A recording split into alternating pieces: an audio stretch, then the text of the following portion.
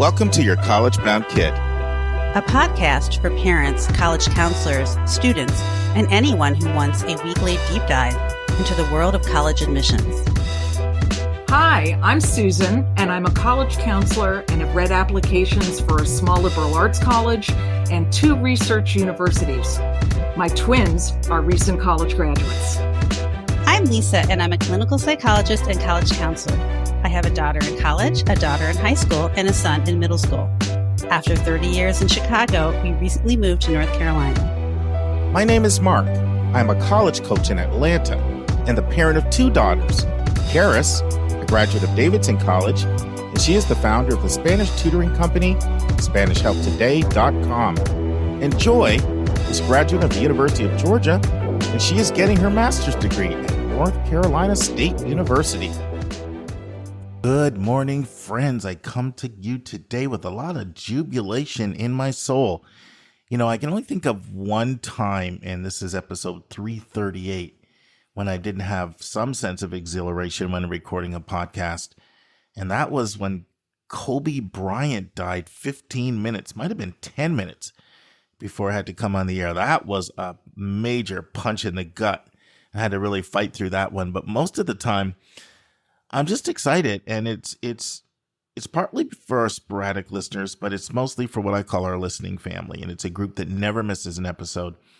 And I interact with a lot of people on Twitter and private messaging in there, text messaging, emails, phone and Zoom calls, and even people I personally work with. And so I just know there's this community out there that listens to every episode, and I just get fired up to be able to communicate with you. So I always come on here with a sense of excitement, but today is a special day for me on a personal level, which I'll share in a second. And then I'm very excited about a new feature that we're adding to the podcast. I can't wait to tell you about that. We had a couple of Speakpipe questions that came in that really inspired me this week. And then we have a couple special segments. So instead of me having more of a elongated session, we're taking a Speakpipe question today that Lisa and Susan are going to answer, and then a whole brand new interview that Lisa did with Dr. Irena Smith that I really loved, and I can't wait for you guys to listen to that. So very fired up about today's episode. So let's dive in. I'll start with, on a personal level, what has me really excited. So, you know, you guys listening, I'm always talking about my daughters, Karis and Joy. They're very close to each other, and I feel very blessed about that, because some relatives in my family have estranged siblings that don't even communicate with each other. And my daughters are literally best of friends. And so there's been this ongoing debate between Karis and Joy, where Karis is like, I want you to be my roommate, so move to Davidson and join me here. And Joy's like, well, I want you to be my roommate, so move to the Research Triangle. Well, guess what? Joy won that battle. Karis has decided to move from Cornelius, North Carolina, and Joy they're going to be roommates. And so they're just locked into a lease. They'll be in Durham, North Carolina. Just very excited for the two of them to be together, and that's coming up here in the next 60 days. On top of that, another thing that's got me really fired up is, I get the pleasure every single day to do something that I absolutely love to do. Growing up, I remember thinking, goal is to retire as soon as you can. Well, I actually found something I don't want to retire from. Why would I retire to give up something I love doing? That's how I feel about helping people with the college process. But one thing that even adds more joy to it is that I get to do it with my daughters. And so, even that Karis has her own Spanish tutoring company, she has worked with us for a few years, helping our students with their Spanish needs. But now Joy will be also on our team. And so starting in July, I've hired Joy as a wellness counselor now that she has her license in clinical mental health counseling. And so she'll be working with students, helping students, whether it's depression, anxiety, perfectionism, or just general stress, or adjusting to new schools, or tension with parents, or tension with peers, or just anything to do with being at your peak performance mentally. It might just be getting ready for an athletic competition, or getting the most positive state for a new camp or a new school year. So the idea of working with my kids, I just feel such exhilaration, and I'm so thankful to God right now. There's times in life when you feel like you're on the mountaintop, and then there's times when you feel in that deep, dark valley and everything's a cloud storm. And I know those days are coming, but I'm enjoying feeling that mountaintop experience. So if I sound a little extra caffeinated, it's not caffeine. It's just sheer exhilaration that, my daughter's going to live together, and both of them I'm going to get to work with. So very, very exciting times for me personally. So I was going to share this new feature on the podcast next, but I think what I want to do is share a couple Speakpipe questions that came in that really touched me. So the next voice you'll hear from is Barbara. Hey, Mark, it's Barbara from Akala. We spoke a few weeks ago. I just want to tell you the new website is awesome. It is so easy to navigate. I will be blasting out tomorrow to all of our students to go back and check in again and to be sure they all subscribe. It's amazing. Great job. And what really inspired me about what Barbara said is I know how much work Linda put into this. I mentioned last week 100 hours, and that's probably conservative. And just to know that all that hard work is paying off and you guys are appreciating the new website, and then to know she's sharing it with everybody really, really fired me up. The next message you'll hear is from Kristen. Good morning. I just wanted to tell all of you, especially Mark, because I listen to Mark every Monday and Thursday. I wanted to tell you all that I love your podcast. I don't ever miss an episode. I have a daughter that is going to college. She'll be a freshman this coming year. I learned everything from you guys. I never went to college. I met my husband right out of high school. He was a couple years older than me. I never went to college. We got married. It was a military life for 30 years. So learning everything I could from your podcast has been wonderful. My daughter is going to Boston College, and I have about 10 books and listen to you guys every Monday and Thursday, and I helped her. And now I'm going to be helping my other daughter, who will be a junior in high school this coming year. Anyway, I just wanted to tell you all, keep up the great work. I love listening to you. Thank you. Bye-bye. So what really inspired me about this message, one was she acknowledged her whole team, but also, when Anika and I started this podcast at the end of 2017, our goal was making college knowledge available to all. Our goal was an access goal. Our goal was to level the playing field so that everybody, no matter what your resources were like, could have top-notch college counseling if you would just put in the sweat equity and time to learn. And we know some people, when their car breaks down, are going to take it to a mechanic, and some are going to be fixer-uppers. And we want you to know that you can actually do what Kristen did. You can take this process on by yourself. You don't have to have a private college coach. If you put the time and the energy in, and look at the proof with her right there. I mean, she's got a kid going to Boston College and working on the next one, and found our podcast to be an incredibly helpful resource for her in this process. And so that should be an inspiration to people to know that if you're willing to put the time in, you can actually do, what Kristen did. And we're happy to be a resource and a tool to help her and others who either can't afford a private college coach, or maybe they just prefer to do it independently, to get there on their journey. And so that's why we started this podcast. And just to kind of see it through a human testimony like that is something that fired me up, and it's the kind of thing that keep coming back every single time, every week, twice a week. Okay, let's talk about this new feature, because this got me really fired up. So let me just give you a bit of background. I had this thought that popped in my head one day. I'm like, I'd like to do something for our Speakpipe question askers. They've taken the time to come on, verbally send a message. In some cases, they're stepping outside their comfort zone. Several have told me they feel really shy about doing this. What could we do for them? So then I had this epiphany. I said, well, what if we could give them a book from one of the authors we featured? So I had a conversation with, Elliot Felix. We just recently had Elliot on the podcast.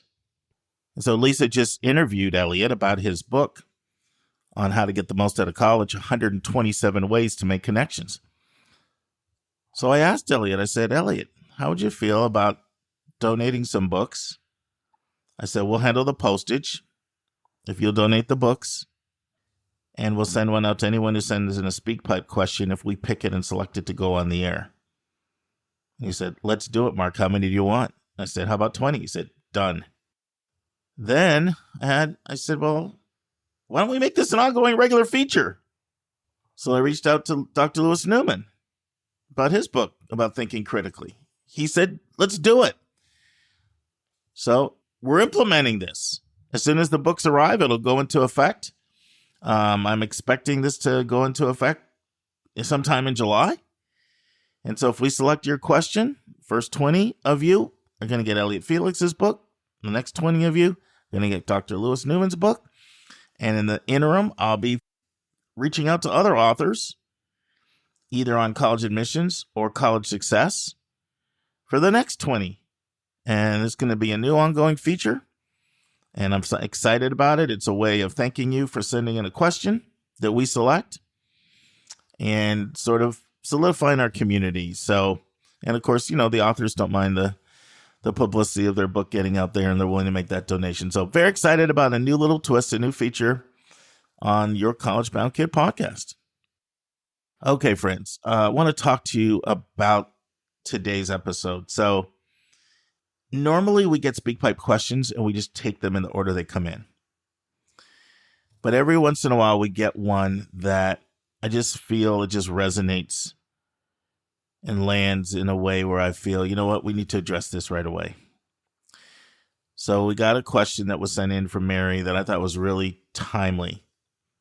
So this question struck a chord with me because we want to be making sure that we speak to all audiences. And I know that Lisa and Susan did something about learning differences less than half a year ago. And I know I interviewed Lisa before she was even a host on this podcast, about three and a half years ago now, where she went in depth on different special needs students. But we still don't talk about it enough. And I reached out to Susan and Lisa and I said, you guys want to take this question on? And I know Susan has experience with this and she has special knowledge. I just felt she would be the person. And both of them agreed to do it. They made it a priority. So over the next 2 weeks, you're going to hear Lisa and Susan's discussion about special needs. Listen and enjoy. Hi, this is Lisa, and I'm thrilled to answer today's question from a listener segment with our esteemed co-host, Susan Tree. How are you doing, Susan? I'm good, Lisa. Thanks so much for inviting me into the discussion. Well, we're happy to have you here because you truly have so much knowledge that I know it's going to be helpful for our listeners. So this question is from Mary from Albany, New York. Let's roll the tape. Hi, my name is Mary. I'm a listener from Albany, New York. I thought it would be very interesting if you could do a podcast that discusses children with special needs. I have a nephew that has ADHD. He's applying to colleges. He's a rising senior in high school. And it would be interesting to know what a child could do when they're applying to colleges to get across, what their difficulties may have been in high school with their disability. And the other thing I would ask is, can you maybe discuss if colleges have programs for children that have special needs, such as, special academic services, or, do they make accommodations for them, such as taking on-time tests or, taking tests by themselves, that kind of thing. That would be great. Thank you so much. Okay, so what are your thoughts, Susan? Well, it's, I really appreciate Mary putting this question out there. And she sounds like someone who's listens to us a lot and is developing a very good sense of this, the process. She's got, kids that are entering the process. And now she has this nephew who just seems to be a little adrift in terms of being able to move forward with the college search while dealing with some learning disabilities that have really hampered him in high school. He sounds like a wonderful young man. And I think the first thing, Mary, that I would say as both a college counselor and as someone who's been on the admissions side at a couple of different institutions is that kids are looked at really differently and individually, and they are really valued. Colleges, for the most part, are really looking to admit students and find young people who are a good fit for their institution, what they provide academically and in terms of community life, and that where their environment, their college environment, will bring out this young person's best. And that means meeting kids where they are. And there are many, many colleges and universities out there who see serving students with disabilities as part of their mission. And not just a couple small number of mission-driven schools, but public, private, big universities, small colleges. Some are actually completely dedicated to students who have physical and learning disabilities, where that's their whole reason for being. And others are very mainstream, but have various levels of support for kids who learn differently, who have physical complications. And I think it's really important for your nephew, Mary, and for his parents to start, zeroing in on what he needs to be successful, because that's always the bottom line. And then looking at good resources to find a group of colleges to do a deep dive into and really get to know, to see if he is a good fit for them in terms of the admission standards and for the academic program that they offer once he's there. Because this really is not just about getting in. In my high school, I worked for a long time with kids with many different learning styles. Some of them did not have diagnosed disabilities, but they just learned differently. And the college search was still about finding a good match for them to bring out their best, where they would thrive. And then there were a lot of students who had diagnosed learning disabilities. And for them, it was, what do you need? What are we looking for? And let's find colleges who are going to talk to you about what they're prepared to offer, and then how you go about making sure you are able to access those accommodations once you're there. So what are some steps that Mary and her family can take? What are some good sources that they can look at to try to find these colleges? Well, absolutely.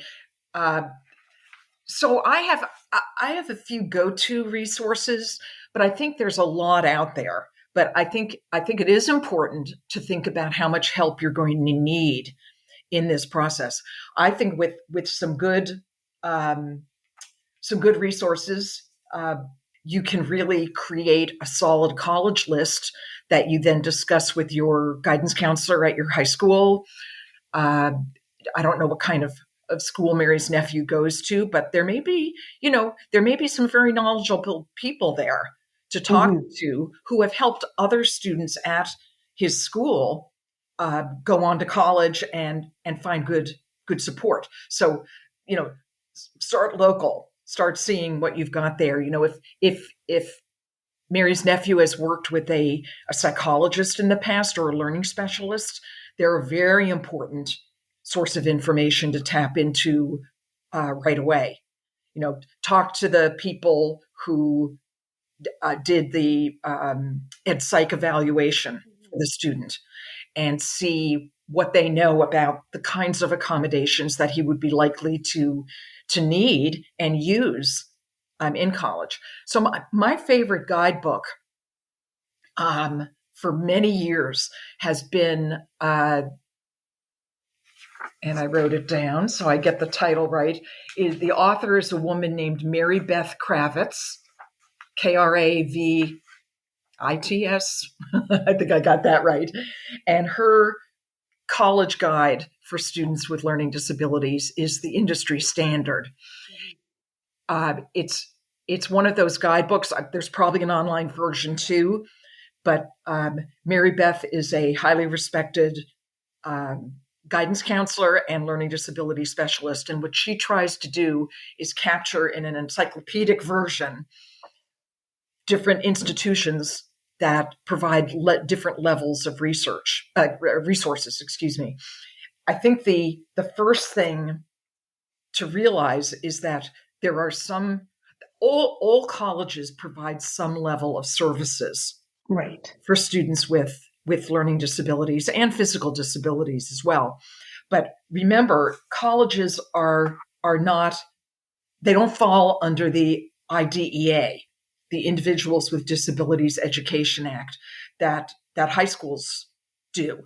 They fall under the ADA, the Americans with Disabilities Act. So they have to provide accommodations from a civil rights standpoint, right? Not actually under education law. Right. Right. And that's a big difference. It's kind of the weeds of this whole process, but what families just need to know is that there are some colleges that this is their mission. They are, and I think of a school like Beacon College up here in the Mid-Atlantic area, or Landmark College in New England, where they are dedicated completely to serving LD students. Then, as Mary Beth Kravitz's guidebook will lead you through, there's another level of support where some colleges and universities have fee-based divisions within their college or university, titled programs that are generally fee-based, but where they may require a separate application.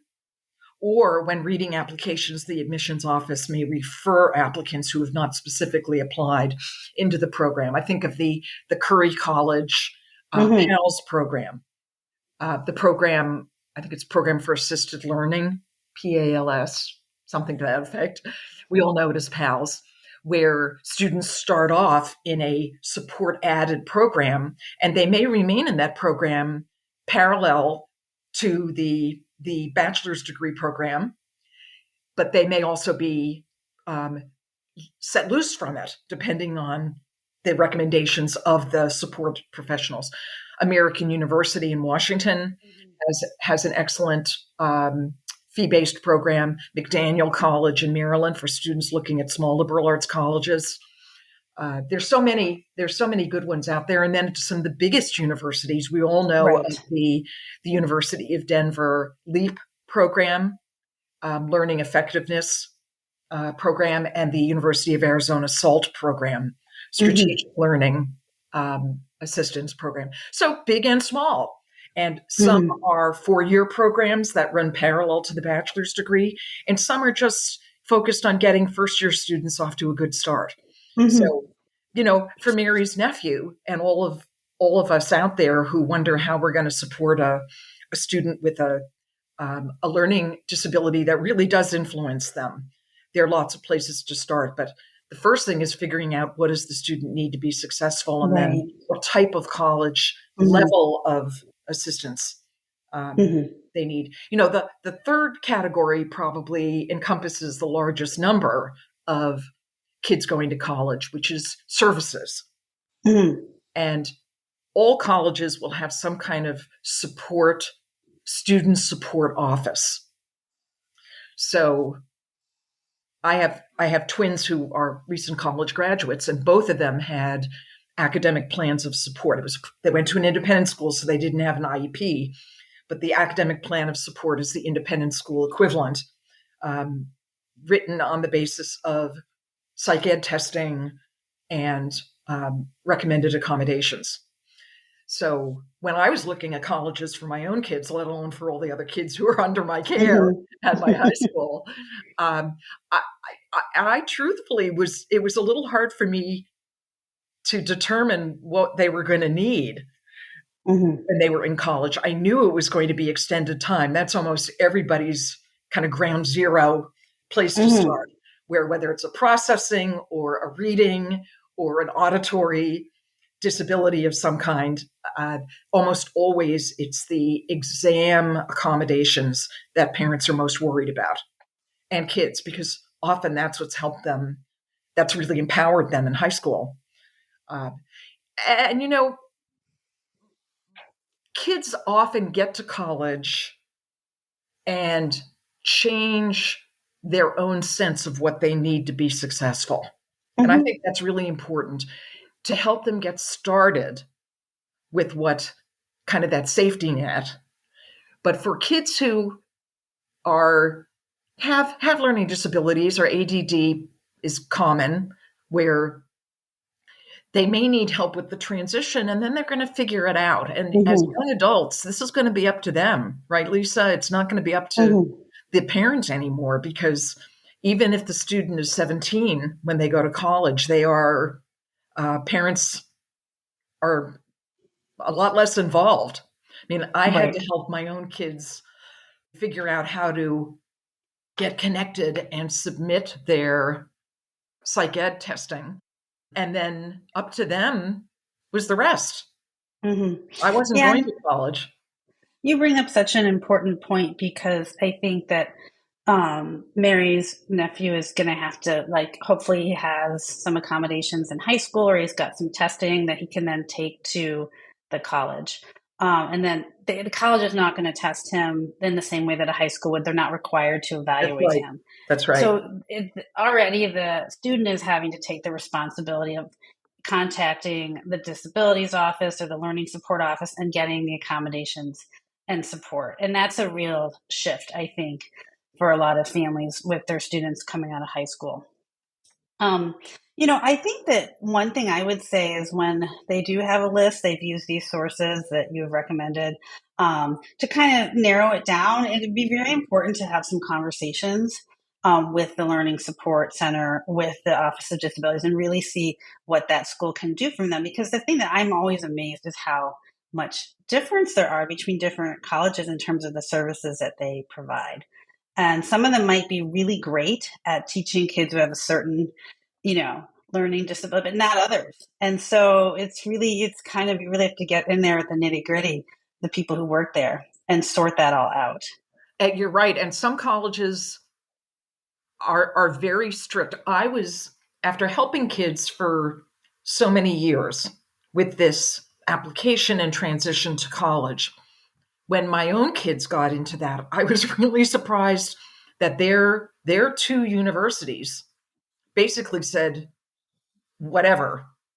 They took the testing from high school, even though I thought, for sure we're going to have to re-up this testing, because it was from ninth and 10th grade, no adult norms.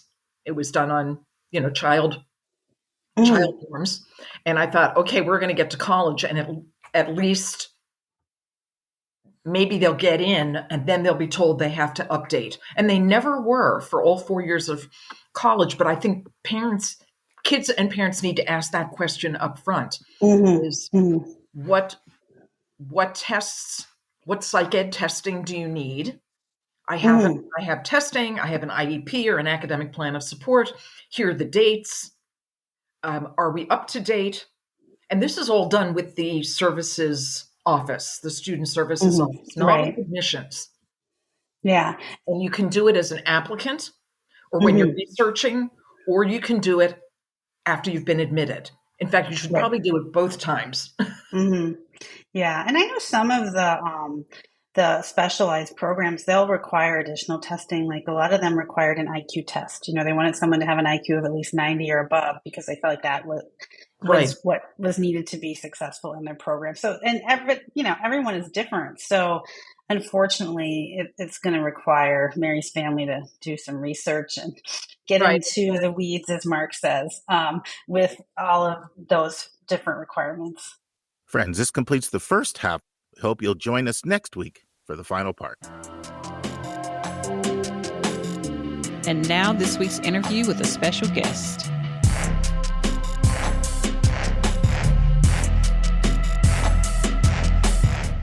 And friends, another reason for my exhilaration is a whole brand new 3-part interview that Lisa did with Dr. Irena Smith.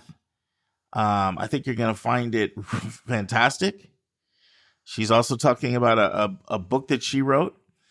But in part 1 of the interview, Irena talks about her path from being an English major to a PhD in comparative literature, to a brief stint as a humanities lecturer in the structural liberal education program at Stanford, to being an admissions reader at Stanford for 4 years in the late 90s.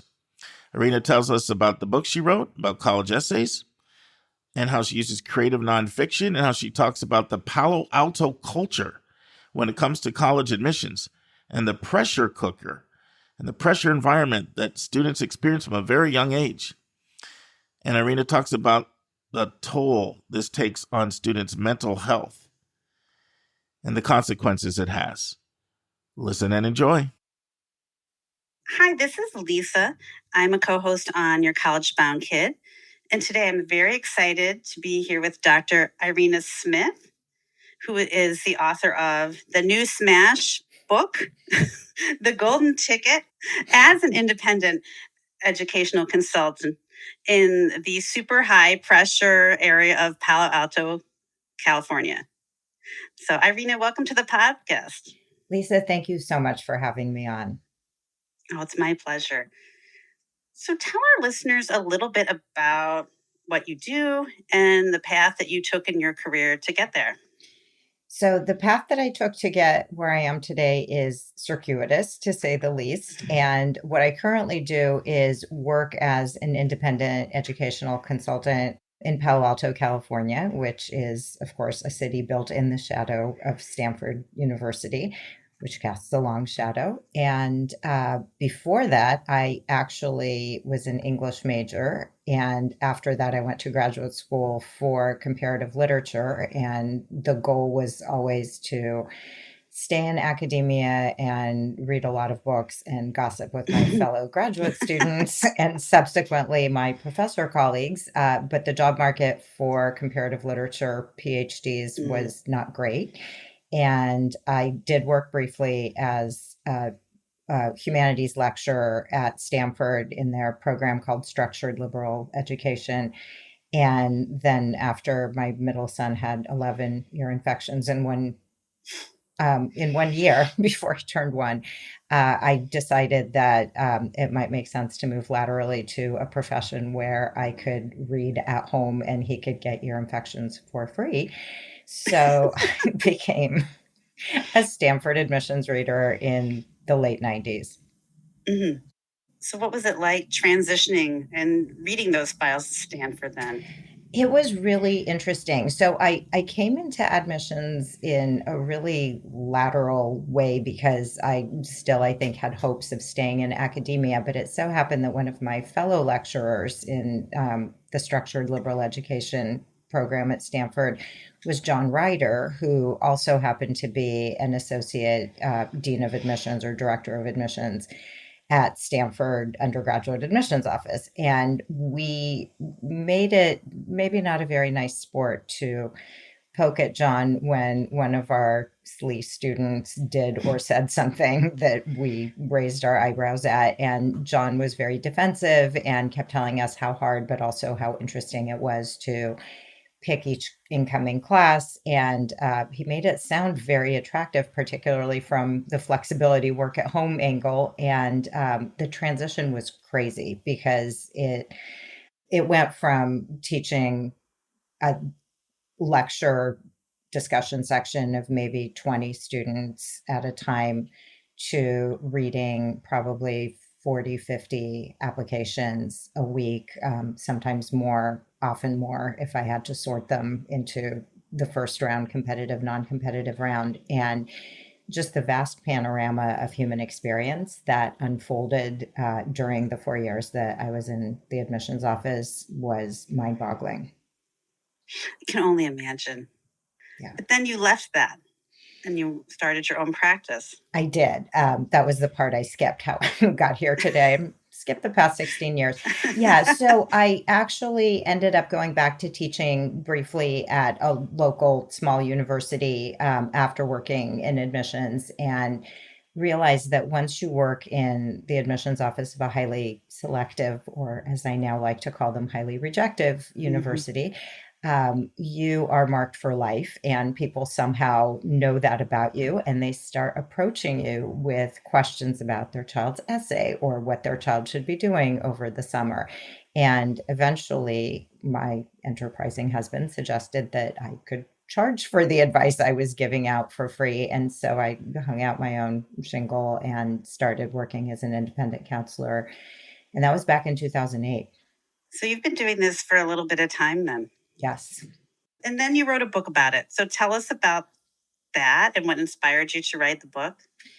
So the book was a long time coming, and the book was actually not initially going to be about admissions at all. The book was originally going to be a series of David Sedaris inspired essays, except that if David Sedaris were a short, sarcastic Jewish woman with a child who was diagnosed with autism when he was 2.5. So, which is what happened while I was still lecturing at Stanford. And it sent my husband and me into a very unfamiliar world, because we are both highly verbal people, highly communicative people. We are both in advice giving professions. And he's a psychiatrist, and he also teaches at Stanford and is currently getting his teaching credential. And I think that perhaps with some hubris that we were particularly prone to, but I think most parents are prone to, we thought we were making a mini version of ourselves. And it was a big shock to have a child who did not prioritize communication and words and connection. And so we did a really intensive behavioral intervention program with him, which is essentially breaking down small tasks like talking, identifying colors, making eye contact, just normal activities of daily living, into small, manageable increments. And it was a really surreal and also deeply interesting experience, because it made us reevaluate what we took for granted, the ease with which we communicated with each other and the rest of the world. And so I decided I would write a book about what it was really like, with a very irreverent Black humor bent. And then I started working in admissions, and my world split into people who felt that if they were not admitted to Stanford, their life would be ruined. And then my own life, where we worried about our son being able to go to mainstream kindergarten. And so during the time that I was living these parallel lives, which is for the past probably 20 years, it started when I was still in admissions, that story gradually took shape. Yeah, and I think one of the great things about your book is that it uses college essay topics as an organizing principle, so that you're answering the essays, but in your own fabulous style. Well, thank you. Yeah, that was a lot of fun. I am really, I think obsessed is a fair word to use about how I feel about college essays. It's such an interesting, fraught genre, because it's really creative nonfiction. It's the personal essay genre. But beyond that, it's also so fraught with significance. The stakes are so high. Students are asked these really challenging adult questions, and they're given a very small word count to answer it in.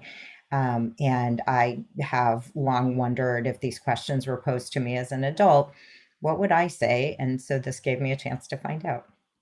Yeah. So it sounds like you were trying to integrate all these different life experiences somehow. But in the book that you make a number of observations about the Palo Alto culture regarding college admissions. So tell us more about that for our listeners who don't live there, Right. are not familiar with it. So, a little bit of a history lesson, and I am very grateful for the serendipitous timing of Malcolm Harris's book Palo Alto with its very ambitious subtitle, A History of California Capitalism and the World. So, if anybody is interested in a 700 plus page book, which reads really, really fast, I would very much suggest that as required reading for anybody who wants to understand not just this region, but the effect it had, I think, on the rest of the country and the world. So his subtitle is ambitious, but it's true. For those who don't want to read a 700-page book, which I suspect may be a lot of people, the distilled version is that Palo Alto is a city that rose in the shadow of Stanford University, but Stanford University was not originally Stanford University. Stanford University was a peninsula ranch owned by Leland Stanford, who was one of the big four, the California robber / railroad barons who essentially industrialized California and built the transcontinental railroad that connected, obviously, the East Coast and the West. And he built a ranch for himself in what is now known as Stanford, partly with the express purpose of breeding horses. And he wanted to extract as much capital from that.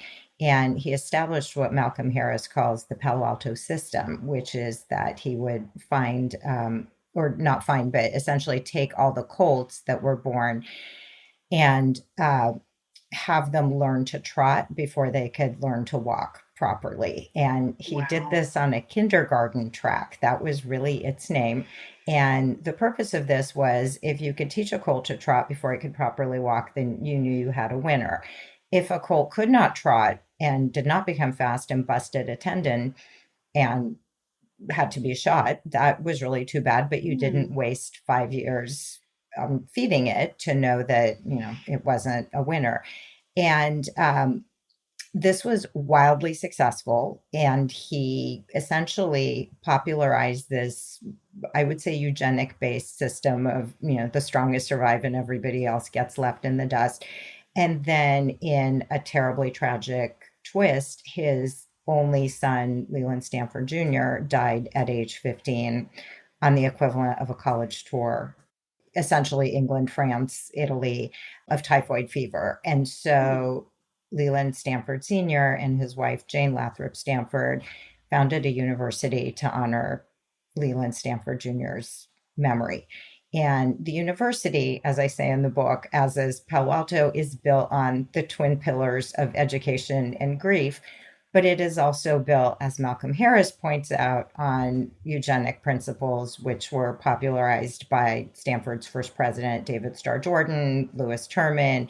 And so this kind of idea of moving fast and breaking things that Palo Alto is so famous for with the tech startups and so many other things is something that's really ingrained in the culture. It's this idea of innovation, technology, capitalism, you work hard, you play hard, you get what you want, is very much in the fabric of the city and the university and the culture.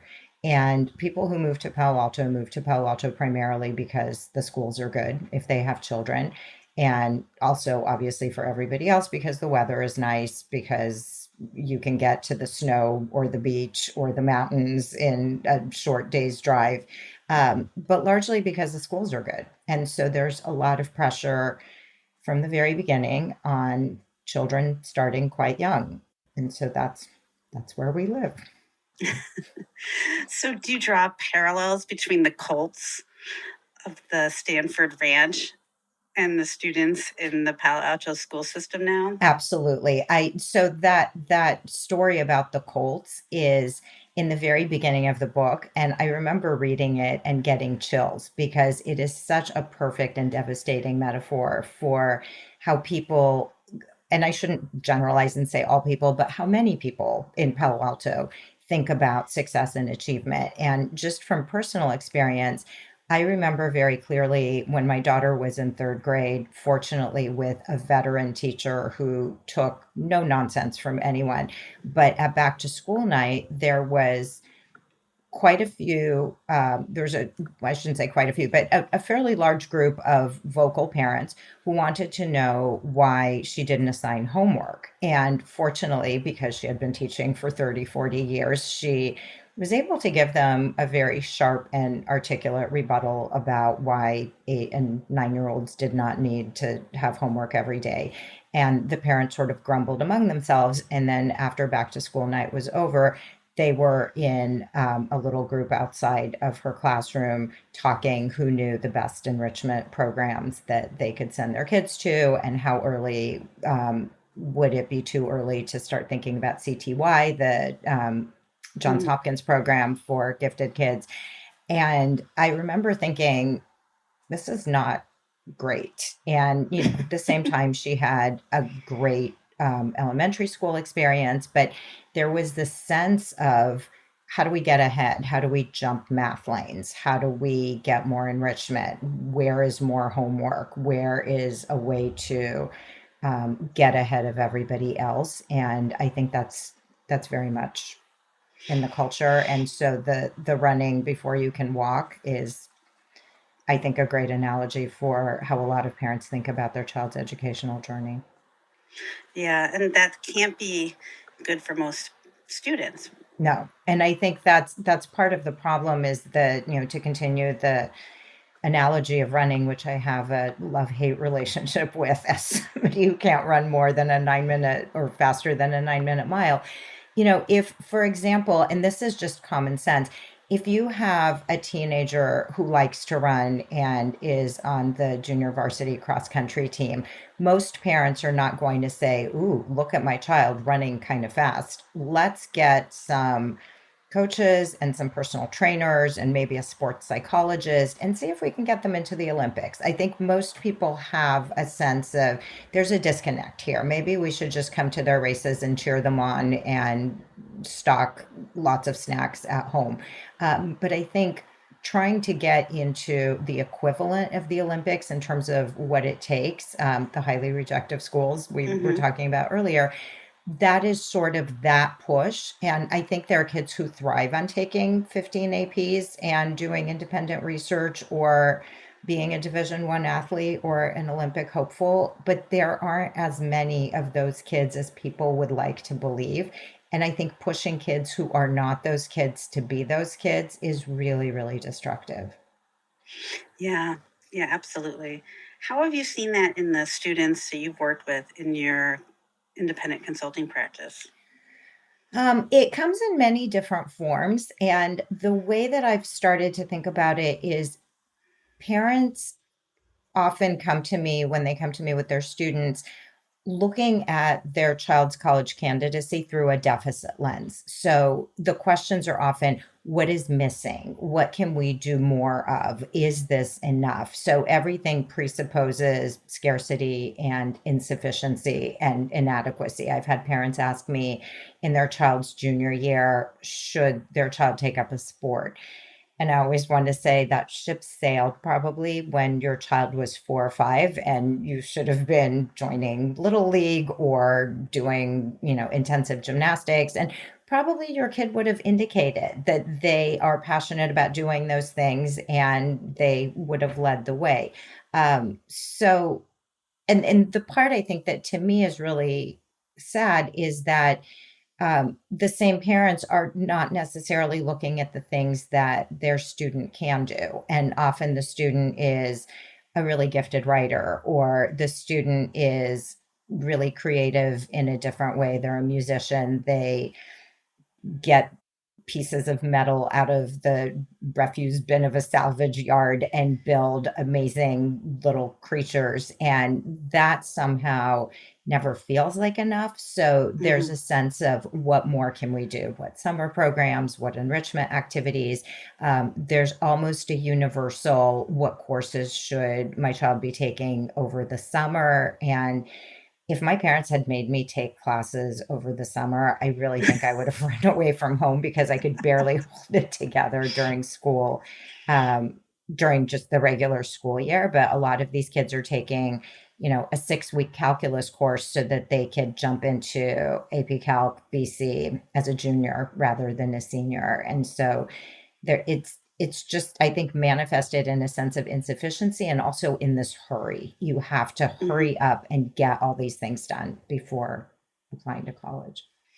Yeah, and the idea is that you have to have all those things done to be competitive at our highly rejected universities. Exactly. Yeah, and it's, what I've learned from both my own children and from the students I've worked with is not everybody blooms at the same time. And I think that forcing the early bloom, and the gardeners in the audience, of which I am not one, probably know that that's a bad thing. But you really can't. And I've had some students who, for example, aimed for the highly rejectives, ended up getting into, again, it sounds so terrible to say, but horrors, University of Santa Clara, or sorry, Santa Clara University, which is an amazing mid-sized, beautiful liberal arts college or university that is maybe 25 minutes with no traffic away from Stanford. And if you didn't use names and described it, people could very easily think that it's Stanford. But because there's Stanford, it's really considered this terrible consolation prize. Why would you possibly go there? Because you can get in, as opposed to Stanford, where you can't get in. So it must be better. But I've had more than one student who ended up going begrudgingly initially to Santa Clara, and then getting in touch and saying, this was the best thing that could have happened to me. I'm not stressed. I have friends. I'm finding amazing opportunities. I'm doing things that I never had a chance to do in high school. And it makes me particularly happy because I know that those students, particularly those among them who are thinking about graduate school, are going to be really well positioned for graduate school. So it's a long, long road. It's not a sprint, it's a marathon. And if a highly rejective school doesn't accept someone, I am 100% sure that if they had the credentials to potentially be admitted, they will be fine. They will end up getting into somewhere that is good for them and living a long, I hope, and successful and happy and fulfilled life, maybe with a little bit of less stress related hair loss and, and other, I guess, accoutrements of being stressed all the time. Yeah. How do you handle that with families when they come in with that kind of deficit-based model? I try, it's hard. I try to tell them what I just told you, which is that it's a marathon, not a sprint. I try to be very realistic as far as their chances, because I think that part of the problem with the highly rejective schools is people look at Stanford's 3.7% admit rate and they think, why not me? And the tragic thing is that that's not what the admissions officers on the other side are thinking. They're trying to winnow down this enormous volume of applications into a class that checks a lot of the boxes of their institutional priorities, of geographic diversity, of students who represent different backgrounds and experiences and points of view. And when they have over 10,000 applications from the Bay Area, which is most of students I work with, they're not going to fill a 2,000 person class from that particular bucket. And I don't think that kids who are applying from the Bay Area would want to go to school with everybody else from the Bay Area. They've already done that. So I try to make very clear to the parents in particular that it's nothing personal. And if their child is not admitted, it's not because they didn't do enough of something or because they didn't take that one extra AP when they're already groaning under the weight of the APs that they are taking. And I try to always ask questions about sleep and stress, in that if a student has this remarkable resume and remarkable transcript, I always try to ask, at what cost is this being achieved? Like, are you sleeping at night? Do you have friends? Do you do anything for fun? Or, and I'm not saying that the extracurricular activities can't be fun, but a lot of the students I work with strike me as being engaged in this really arduous process of doing work. And if it feels like it's a really heavy burden to carry, I try to encourage them to think about what is actually sustainable, what will actually make for a meaningful high school experience, because my worry is anybody who is working that hard and sacrificing so much for 4 years of high school, if they don't get into a highly rejective school, I think the worst possible outcome is not that they don't get into that school. The worst possible outcome is that they look back on their high school years and go, wow, I wasted a lot of time. That was stupid. Yeah. I was going to ask you what kind of mental health consequences that you've seen with the students that you've worked with, given this kind of system. I wish I could say, oh, everybody emerges unscathed from this process. But, apart from the regular garden variety anxiety and depression, particularly during COVID and its aftermath, I've seen a lot of really acute eating disorder, students suffering from acute eating disorders, depression, and school refusal, which is now a term where, students just absolutely refuse to go to school. I think those are the predominant ones. I've had students who have had OCD. I've had students whose stress has manifested in other ways where they just don't come out of their room. I mean, there are many, many different ways that these students, I think, are trying to communicate to their parents and other people that things are not going great. And unfortunately, I think the sense is, well, everybody else is stressed. Everybody else is doing this. So this is a rite of passage. Like, we all have to be miserable together, which I think is so, so damaging. Absolutely. Friends, this concludes the first part of our 3-part interview. I hope you'll join us next week for part 2 of 3. On Thursday's episode, very special episode. Our regular listeners know that every third month we have a Colorado College admission officer who joins our In the News segment. And this week we have Matt Bonser, who's the director of admissions, who's been there for 25 years. And Matt and I decided to do something we've never done actually before in the podcast. Instead of looking at an article, we just dove right in. So it's probably going to feel like 2 interviews on this podcast, but we're doing a deep dive on demonstrated interest and predictive modeling. And it was great, and it went long. And so we're going to divide it over the next 2 weeks, but I think you're really going to like it, especially those of you who like it when we get deep in college admissions.